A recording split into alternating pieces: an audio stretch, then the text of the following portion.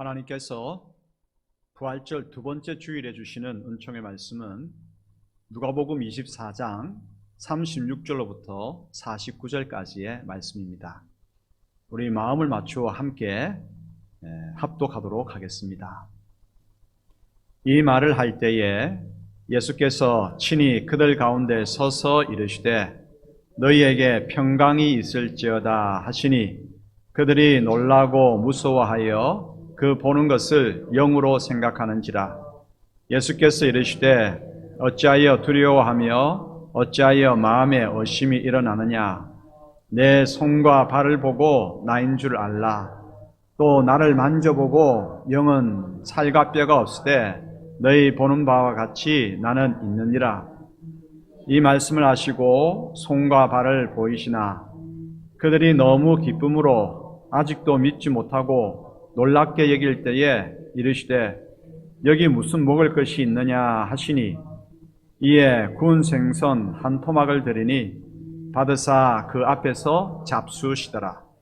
또 이르시되 내가 너희와 함께 있을 때에 너희에게 말한 바 곧 모세의 율법과 선지자의 글과 시편에 나를 가리켜 기록된 모든 것이 이루어져야 하리라 한 말이 이것이라 하시고 이에 그들의 마음을 열어 성경을 깨닫게 하시고 또 이르시되 이같이 그리스도가 고난을 받고 제3일에 죽은 자 가운데서 살아날 것과 또 그의 이름으로 죄 사함을 받게 하는 회개가 예루살렘에서 시작하여 모든 족속에게 전파될 것이 기록되었으니 너희는 이 모든 일의 증인이라.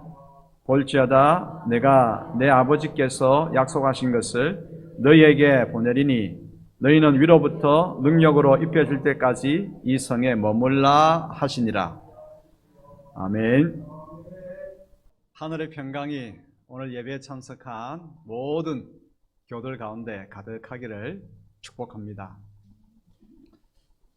혹시 3층에 제 이야기가 들리거든 할렐루야라고 한번 4층이 들릴 정도로 한번 할렐루야 한번 해보시겠습니까? 안 들리는데.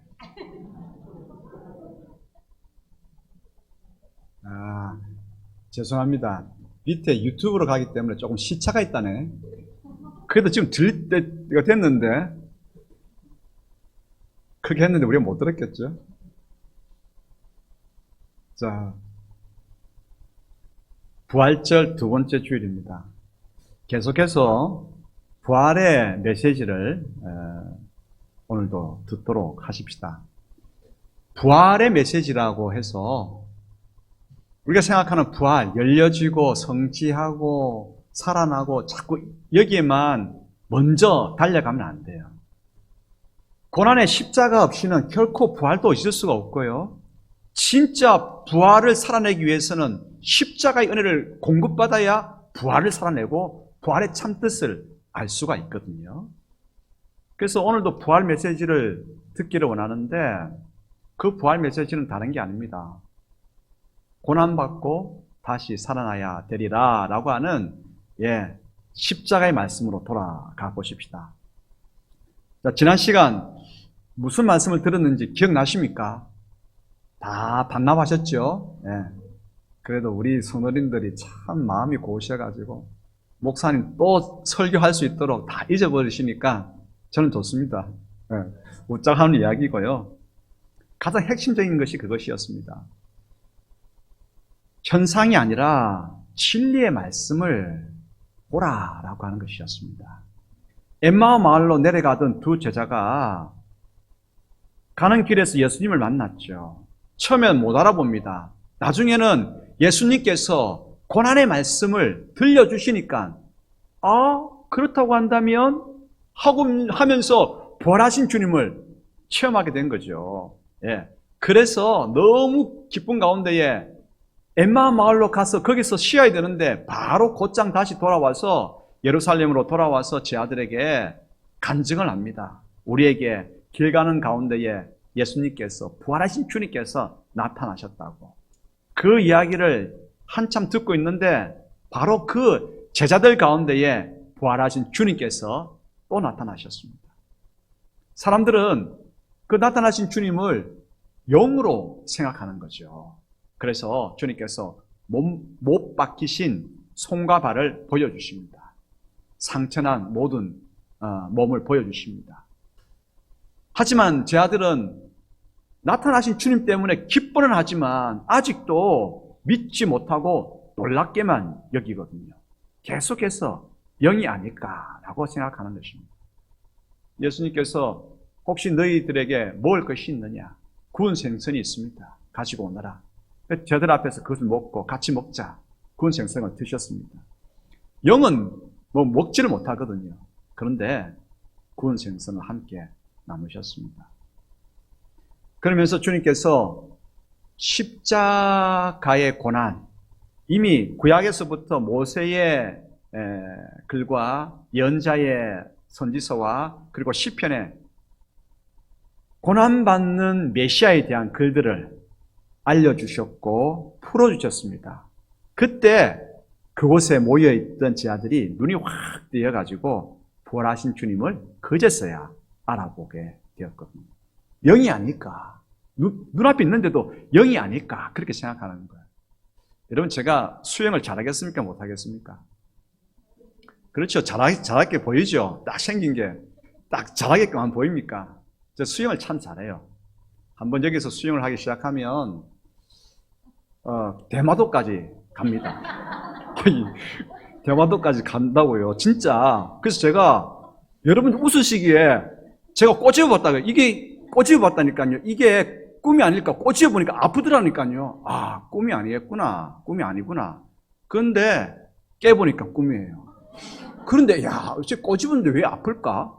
아, 꿈도 아프더라니까요.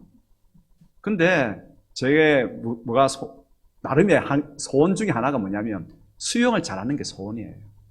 그러니까 꿈에서도 어떻게 해요? 그러니까 꼬집었는데도 아픈 그 꿈을 꾸면서라도 대마도까지 가는, 예전에 조련 선수가 대마도까지 갔잖아요. 그 꿈을 꾸더라는 거예요. 제자들도 주님 돌아가시고 난 다음에 얼마나 주님을 기다렸고 그 마음이 아팠겠습니까? 그러면서 부활하신 주님이 나타나셔서 부활하신 주님으로 받아들이지 못하고 그 바람이 너무 컸기 때문에 영이 아닐까? 영이 아닐까?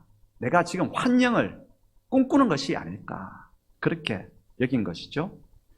그래서 주님께서 손과 발 보이셨고, 그리고 구운 생선 함께 드셨고, 그러면서 그래도 아직 눈이 뜨이지 않으니까 구약의 메시지들을 왜 메시아가 필요한지, 왜 메시아가 고난을 받아야 하는지 차근차근하게 설명해 주시니까 눈이 뜨여지기 시작한 것이죠. 44절로부터 47절 같이 읽겠습니다. 또 이르시되 내가 너희와 함께 있을 때에 너희에게 말한 바 곧 모세의 율법과 선지자의 글과 시편에 나를 가리켜 기록된 모든 것이 이루어져야 하리라 한 말이 이것이라 하시고, 이에 그들의 마음을 열어 성경을 깨닫게 하시고, 또 이르시되 이같이 그리스도가 고난을 받고 제3일에 죽은 자 가운데서 살아날 것과 또 그의 이름으로 죄 사함을 받게 하는 회개가 예루살렘에서 시작하여 모든 족속에게 전파될 것이 기록되었으니. 아멘. 그래서 진리의 말씀을 풀어주시니까 보여지기 시작하더라는 거죠. 현상만을 보려고 하면 안 됩니다. 현상이라고 하는 것이 지금 우리가 눈으로, 귀로 만지고 이렇게 우리가 뭔가 관찰할 수 있는 그것이 현상 아닙니까? 우리 눈앞에서. 현상은 이해되어지는 것입니다. 관찰되어지는 것입니다. 경험되어지는 것입니다. 하지만 현상만을 보려고 하면 신비는 보이지 않습니다. 부활의 주님은 절대 경험하지 못합니다. 이해되지 않는 것, 현상만을 보려고 하면 이해되지 않는 것은 이해할 수 없고요. 현상만을 보려고 하면 관찰되지 않는 신비함은 결코 체험할 수 없고요. 현상만을 보려고 하면 경험해 보지 않는 것은 깨달을 수가 없습니다. 그래서 현상에 눈을 감아야 합니다. 눈을 감아야 진리의 말씀을 붙들려고 할 때 그때 진리가 보여주는 놀라운 신비를 진리가 보여주는 진짜 해방의 역사를 경험하게 되는 것이죠. 그래서 부활의 첫 번째 메시지가 무엇이었습니까? 현상에 눈 감고 진리의 말씀을 붙들라라고 하는 것입니다. 그때 보여지고 그때 체험하게 되는 것입니다. 이제 두 번째 메시지입니다. 첫 번째 메시지는 지난주 복습을 한 것이고, 진리의 말씀, 우리가 붙들어야 할 것은 현상이 아니라 진리의 말씀이죠. 진리의 말씀은 복음입니다. 기쁜 소식입니다. 모든 시대의 사람들이 들어야 할 복음입니다. 여러분 오늘 나오실 때 거울 보시고 나오셨죠? 예. 우리 이매숙 집사님 오늘 거울 보시면서 어떻게 생각하셨습니까? 내가 이만하면 괜찮아. 얼굴도 참 잘생겼어. 그래서 남편이 따라왔고, 뭐 그런 생각을 하셨죠. 예? 이만하면 괜찮아. 우리 옆에 있는 나혜경 집사님 열심히 뭔가를 기록하는 척 하시는데, 나혜경 집사님 어떻게 생각하셨습니까? 나도 이 정도면 성격이 좋아. 괜찮아. 지식도 있어. 성품도 좋아. 여러분, 옆에 있는 분들하고 한번 이렇게 인사를 한번 나눠보십시다. 나 이 정도면 괜찮지 않아요? 그렇습니다. 저도 오늘 교회 나오기 전에 머리 감고 왔어요. 머리 감고 드라이하고 바를 거 바르면서 이렇게 했습니다. 그래, 이 정도면 괜찮아. 그렇게 하고 나왔어요. 왜 웃으십니까? 괜찮아라고 다들 생각합니다. 그런데 인간은 괜찮지가 않습니다. 인간은 완전히 소망이 없는 자입니다. 에덴 동산 중앙에 하나님께서 선악을 알게 하는 나무를 심으셨습니다. 그리고 아담에게 말씀하셨습니다. 먹지 말라. 이 나무의 실과는 먹지 말라. 먹을 때는 정령 죽으리라 말씀하셨습니다. 그런데 아담은 그 명령을 무시했습니다. 하나님의 명령을 무시한다고 하는 것은 하나님을 무시하는 것이고 하나님 위에 있으려고 하는 죄를 범하는 것입니다. 결국 죽었습니까? 살았습니까? 참 이건 대답하기 힘들죠. 예, 죽었습니다. 그런데 사람들은 이야기합니다. 살아있는데 뭘 죽었다고 그래? 그렇게 이야기합니다. 이해될 수 없거든요. 죽는다, 정령 죽는다고 하는 것이 이해될 수 없거든요. 현상만을 바라보면 이해할 수가 없어요. 그리고 동산 중앙에 있는 나무의 실과를 먹는 게 뭐 그리 중요하다고 먹지 말라고 할까? 하나님의 명령을 아주 무기 없이 그렇게 여깁니다. 뭐가 그렇게 중요하다고. 그런데 왜 하나님께서는 성경 66권의 첫 번째 책 창세기의 첫 번째 부분에 바로 그 이야기, 에덴 동산 중앙에 있는 나무의 실과를 먹지 말라라고 하는 그 명령부터 시작하고 있을까요? 죄는 하나님의 명령을 우습게 여기는 것이고 하나님의 말씀을 참이 아니라 거짓으로 받아들이는 것입니다. 그래서 하나님의 말씀을 쉽게 어기게 만듭니다. 성경은 말합니다. 죄의 결국은 사망이다 말씀합니다. 로마서 5장 12절 읽겠습니다. 그러므로 한 사람으로 말미암아 죄가 세상에 들어오고 죄로 말미암아 사망이 들어왔나니 이와 같이 모든 사람이 죄를 지었으므로 사망이 모든 사람에게 이르렀느니라. 아멘. 현상만을 보려고 하면 살아있습니다. 살아있잖아요. 살아있는데 왜 죽었다고 말할까? 죽는다고 말할까? 하나님의 말씀이 거짓말처럼 그렇게 들리는 것입니다. 성경은 육신의 죽음만을 이야기하지 않습니다. 영, 육, 혼이 결합된 몸의 죽음을 말하는 것입니다. 영과 혼이 죽었기 때문에 육신도 반드시 죽게 되어 있습니다. 그러므로 우리는 죽음을 대할 때마다 기억해야 될 것이 있습니다. 인간은 죄인이라고 하는 사실입니다. 아담을 따라서 하나님의 명령을 어긴 자라고 하는, 우리는 죄인이라고 하는 이 사실을 기억해야 합니다. 죄는 모든 것을 파괴합니다. 죄는 죽음의 권세, 힘을 가지고 있습니다. 죄는 서서히 하나님의 말씀을 우습게 여기게 만들고요, 천천히 하나님의 말씀을 어기게 하다가 하나둘 악을 짓도록 합니다. 곰팡이가 서서히 퍼지듯이 나중에는 어떻게 됩니까? 서서히 퍼지다가 전체를 확 다 뒤덮어 버려서 모든 것을 못 쓰게 만들죠. 그것처럼 죄는 천천히 서서히 그러다가 우리를 죽음 가운데에 빠뜨립니다.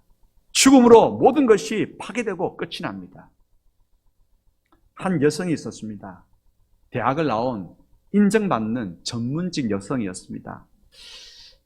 생김새가 아름다웠습니다. 말씨도 고왔습니다. 사람들을 대하는 태도도 훌륭했습니다. 그런데 손버릇이 나빴습니다. 한 달에 한 번씩 생리 때가 되면 도벽 증세가 발생하는 것입니다. 그때가 되면 자기도 모르게 자기 손이 남의 물건에 가 있다라 하는 것이죠. 의학이 발달되면서 전에는 그 사람 손버릇 나쁘다, 그렇게 나쁘다라고만 이야기했는데 의학이 발달하면서 이것이 호르몬의 변화 때문인 것으로 밝혀졌습니다. 여러분, 좀 전에 우리는 어떻게 인사했습니까? 나 괜찮지 않아요. 그렇게 인사했습니다.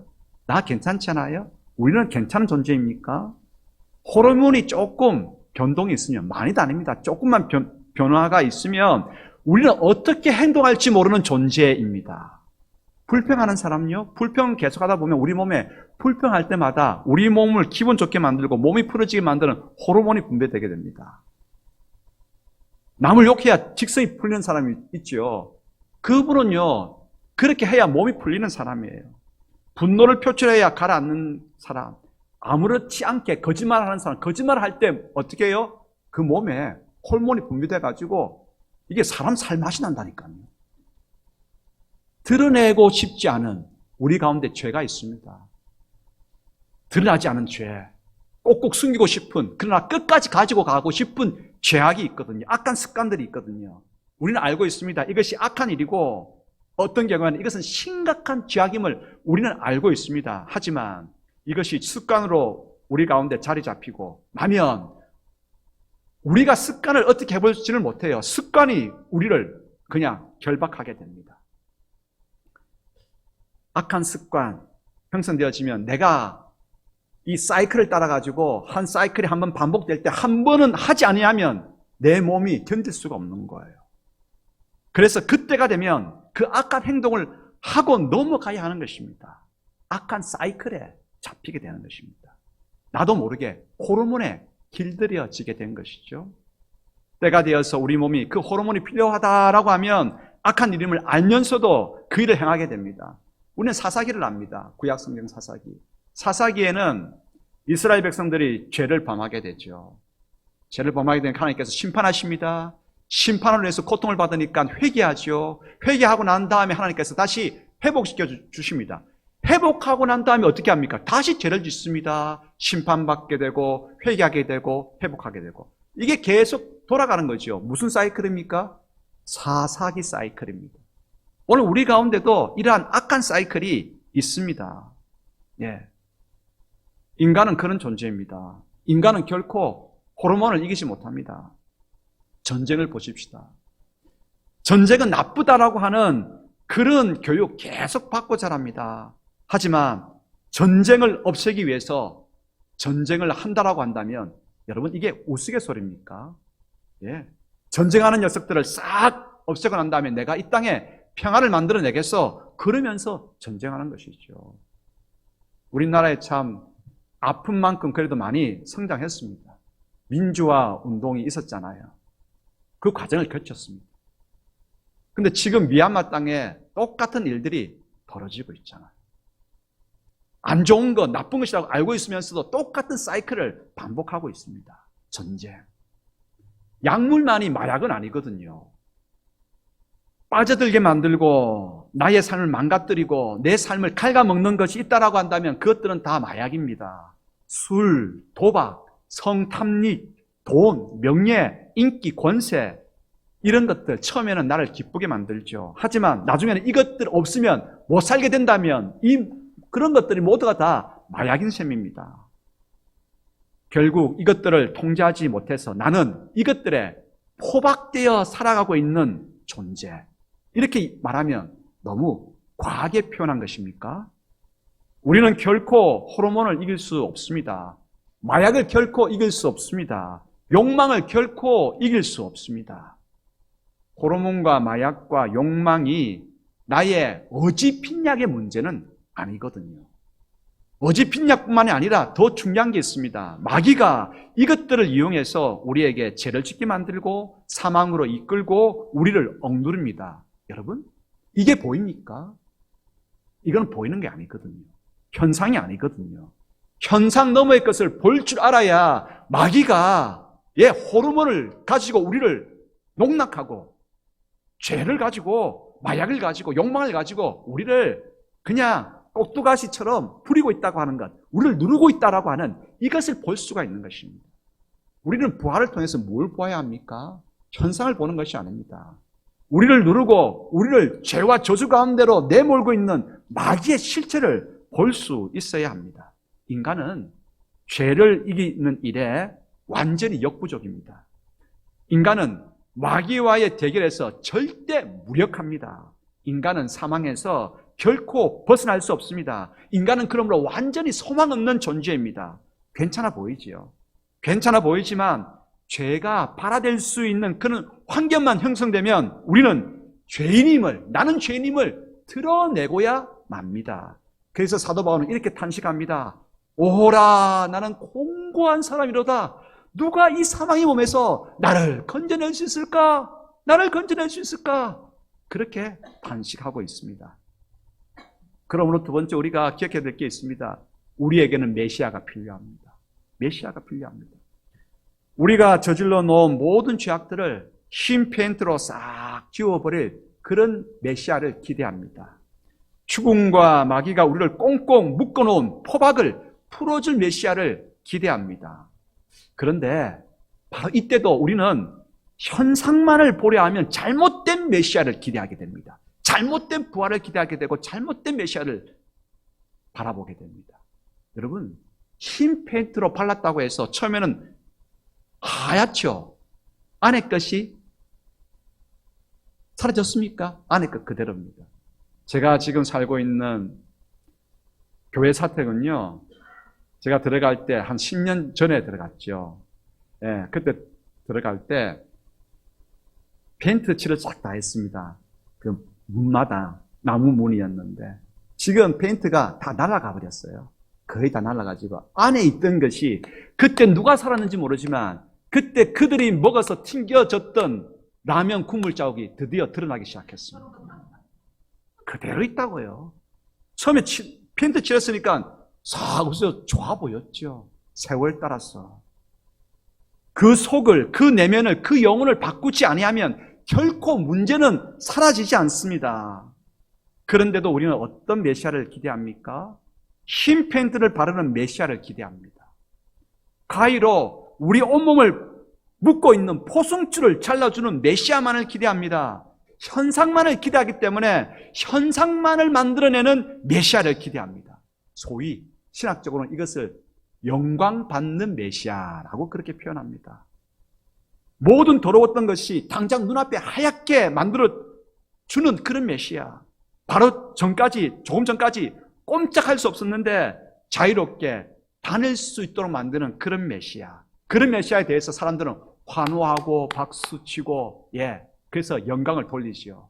그래서 그렇게 만들어주는 메시아를 영광받는 메시아라고 이야기합니다.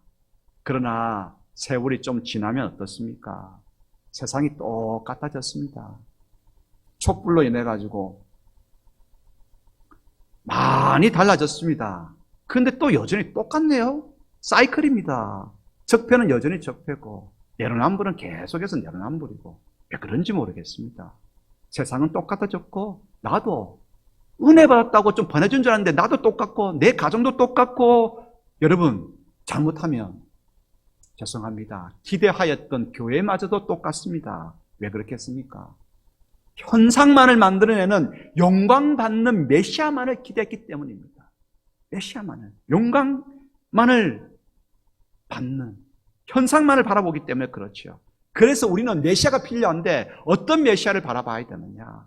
고난받는 메시아입니다. 십자가에 달려 죽는 그리스도가 우리에게는 필요합니다.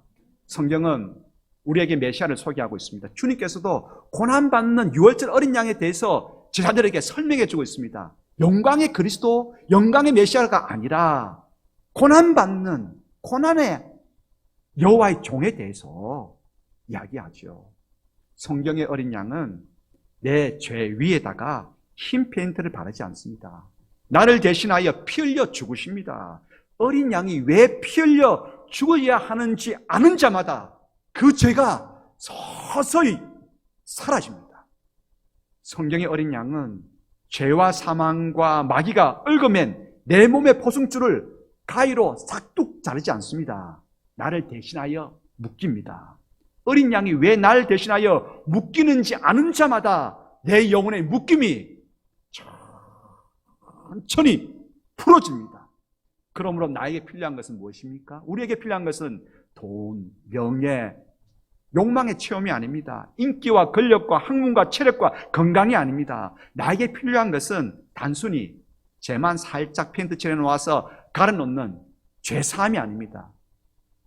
교회는 순수하게 십자가로 돌아가야 됩니다. 요즘 우리들이 하는 말이 뭡니까? 감성팔이. 마음만 울리고 눈물만 짜내는 감성팔이의 십자가는 안 됩니다. 감성팔이의 죄사함은 아니 됩니다. 내면 그대로인 채 마음껏 활보할 수 있는 자유가 자유입니까? 그 자유는 또 다른 죄를 짓게 만드는 자유가 될 뿐이죠. 내게 진정한 필요한 한 가지가 있습니다. 내게 필요한, 우리 모두가 필요한 한 가지가 있습니다. 그 한 가지는 무엇입니까? 고난받는 메시아입니다. 십자가에 죽으시는 메시아입니다. 내가 진정 목말라 해야 하는 것은 유월절 어린 양입니다. 우리는 이제 깨닫습니다. 나는 메시아가 죽어야 할 만큼 나는 큰 죄인이로구나. 이것을 깨닫습니다. 이때 우리는 보기 시작합니다. 십자가에 죽으시고 부활하신 예수 그리스도를. 십자가에 죽으신 그리스도가 필요한 나는 큰 죄인입니다 라고 고백하고 그 주님을 바라볼 때에 그때 보이기 시작하는 것입니다. 십자가에 달려 죽으신 분은 그분에게서 죄를 찾을 수 없습니다. 허물을 찾을 수 없습니다. 그런데 왜 그분은 사람들에게 미움을 받고 십자가에 달려 고난을 당하셔야만 합니까? 이 질문에 우리는 무릎을 꿇게 됩니다. 주님, 오십시오. 완전히 소망 없는 메시아가 죽어야 할 만큼 저는 죄인입니다. 이곳에 오십시오. 예배하는 이곳에 오십시오. 이곳에 불어오십시오. 성령님 불어오셔서 나에게 은총의 기름을 덮어주십시오. 십자가의 보혈로 덮어주십시오. 그렇게 우리는 기도하게 될 것입니다. 그러면서 부활하신 주님을 보게 될 것입니다. 부활은 죄와 죽음과 마귀를 이긴 십자가 승리의 확증입니다. 깨닫고 믿기 시작하니까 이제 주님이 보이기 시작하죠. 부활하신 주님의 내 앞에 지금 계시니까 나는 담대해집니다. 주님의 부활은 무덤을 깨뜨리셨습니다. 죽음을 이기셨습니다. 호르몬도 마약도 욕망도 더 이상 나를 얽어맬 수 없습니다. 주님의 부활이 나를 다시 살려내시기 때문입니다. 그저 그냥 살아난 것이 아닙니다. 십자가의 피 흘림, 주님께서 대신 십자가를 지시고 못 박히심, 이걸 통해서 나를 살려내신 것입니다. 십자가의 말씀이 나에게 있으면 부활은 정말 놀랍게 우리에게 다가옵니다. 마귀를 우리에게 근접할 수 없습니다. 무덤은 더 이상 나를 어찌할 수 없습니다. 그러므로 선포해야 됩니다. 여러분들 가운데 혹시 지금까지 어떤 죄와 죽음으로 묶여 있습니까? 계속 반복되는 사이클 가운데에, 죄 사이클 가운데 무엇이 있습니까? 마귀가 억누르고 있는 문제는 무엇입니까? 부활하신 주님을 믿으십니까? 십자가에 우리를 위해서 죽으시고 부활하신 주님을 믿으십니까? 그렇다고 한다면 선포하십시다. 악한 마귀는 떠나갈지어다. 선포해요. 그럴 때 떠나갑니다. 우리 가운데에 진짜 해방의 역사가 우리 가운데에 있게 될 것입니다. 그 무엇도 십자가의 날 위해 죽으시고 부활하신 주님께서 가져주신 그 놀라운 해방, 감성팔이의 해방이 아니고, 감성팔이의 그러한 자유가 아니고, 진정한 해방의 역사가 부활, 이 부활의 놀라운 능력을 체험하기 위해서 십자가로 들어갔을 때에만 우리 가운데에 그 부활의 놀라운 역사가, 죽음도 사망도 무덤도 어찌할 수 없는 그 부활의 능력이 우리 가운데에 솟구치게 됩니다. 야고보서 4장 7절 읽어볼까요? 그런즉 너희는 하나님께 복종할지어다. 마귀를 대적하라. 그리하면 너희를 피하리라. 아멘. 설교하고 딱 맞는 동영상이 하나 있어서 보여드리겠습니다. 레이 지파라고 하는 찬양팀인데요. 스캇 브레너 목사님이라고 하는 외국 목사님인데 저보다 한국말을 더 잘해요. 찬양을 또 얼마나 잘하는지.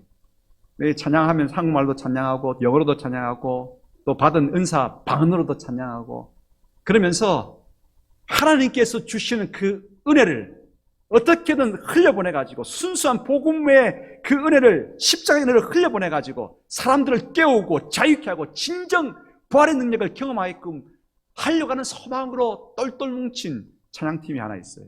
레이지파. 그들의 찬양을 한번 들어봤으면 좋겠습니다. 예.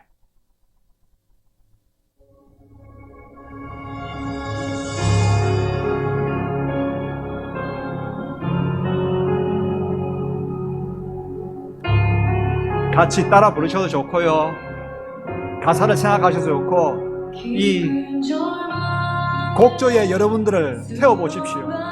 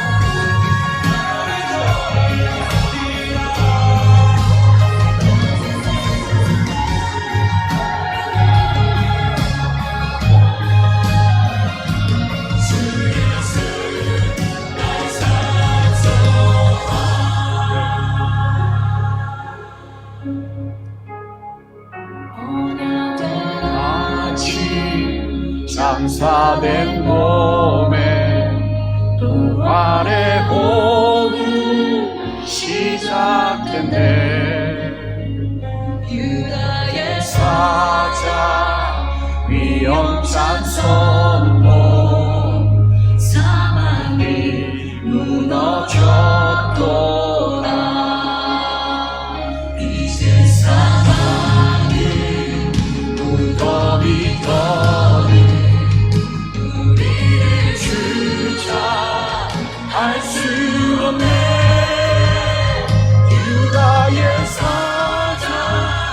위험한 소용 사망이 무너졌도다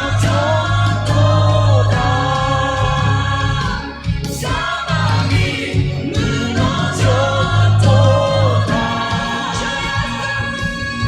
예수 승리하셨네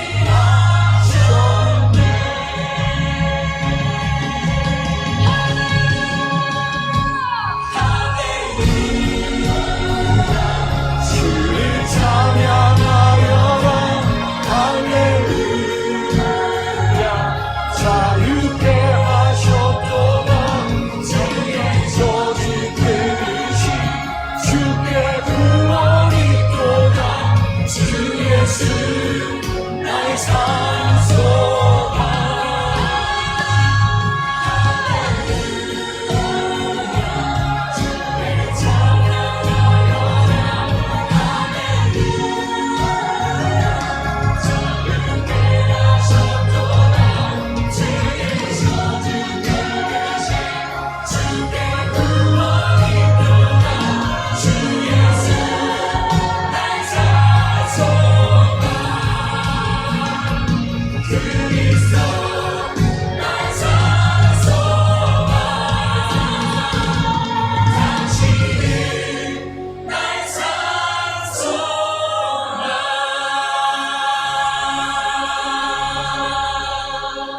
같이 한번 기도하겠습니다. 아버지 하나님, 괜찮은 존재인 줄 알았습니다. 이 정도면. 그러나 십자가 밑에서 새롭게 발견했습니다. 완전히 소망 없는 그런 존재임을, 그리스도가 죽으셔야 할 만큼 나는 큰 죄인임을 새롭게 깨닫습니다. 오늘도 호르몬 때문에 나는 눌려있고 죄의 사이클에 오늘도 버리지 못한 습관이 나를 얽매고 누르고 이끌어 죄와 사망 가운데로 몰아가고 있는데 나는 어찌하지 못하여 질질 끌려가는 그러한 무력한 존재가 바로 저 자신입니다. 우리들입니다. 십자가를 믿는다고 하면서 지금까지 살아왔는데 왜 우리에게는 진정한 부활이 없습니까? 주님, 용서하십시오. 날 위해 죽으신 십자가의 예수 그리스도를 다시 한번 우리 마음 가운데 모십니다. 나는 영광 받는 그리스도에만 익숙해 있고 십자가의 그리스도에는 눈이 멀었습니다. 그것을 경시했습니다. 높임을 받으십시오. 십자가에 죽으신 예수 그리스도여, 높임을 받으십시오. 예수님 그 이름은 아름답고 예수님 그 이름은 높고 예수님 그 이름은 영광 받으시기에 합당하십니다. 예수 그리스도의 영광을 받으십시오. 예수 그리스도의 영광을 받으십시오. 오늘 이곳에 성령님 이제 끊고자 합니다. 부활은 먼 나라 이야기도 아니고 성경 속에서만 회자되는 이야기도 아니고 오늘 이 시간 이곳에 역사하시는 살아계신 성령 하나님의 이곳이 임하심으로 말미암아서 부활의 주님은 이곳에 계십니다. 부활의 능력이 우리의 얽매고 있는 죄를 끊기를 원합니다. 나사렛 예수 그리스도 이름으로 명하노니 흑암의 저주는 끊어질지어다. 사망의 저주는 끊어질지어다. 악한 습관은 끊어질지어다. 마귀와 저주와 사망은 물러날지어다. 주님, 예배 드릴 때마다 마귀가 물러가고 사망은 깨어지고 무덤은 열려지고 살아나고 회복되어지고 십자가를 묵묵히 지고 따라가는 하나님의 백성들이 일어나는 그러한 놀라운 역사를 허락하여 주시옵소서. 주님, 허락하여 주시옵소서. 머리마다 성령님 기름 부으시옵소서. 성령 하나님 기름 부으시옵소서. 예수 그리스도 이름으로 기도드리옵나이다. 아멘.